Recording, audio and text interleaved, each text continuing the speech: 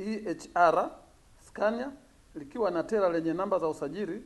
T833 ACD na kusababisha vifo vya watu wawili ambao ni mhandisi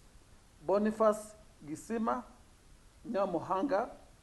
mwenye umri wa miaka 56, Mkuria na mkazi wa Dar es Salaam, ambaye ni mkurugenzi wa TANESCO Tanzania, pamoja na dereva wake aitwaye Mhajiri Muhammad Haule mwenye umri wa miaka 61, Mngoni, mkazi wa jiji la Dar es Salaam, waliokuwa katika gari hilo dogo. Uchunguzi wa awali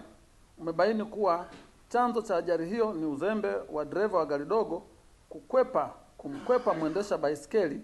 na kushindwa kulimudu gari lake, na hivyo kugongana uso kwa uso na lori alilokuwa anapishana nalo.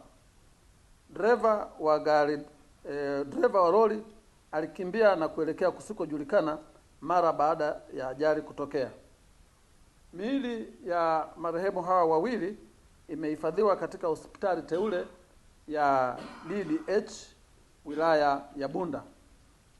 Jeshi la polisi mkoa wa Mara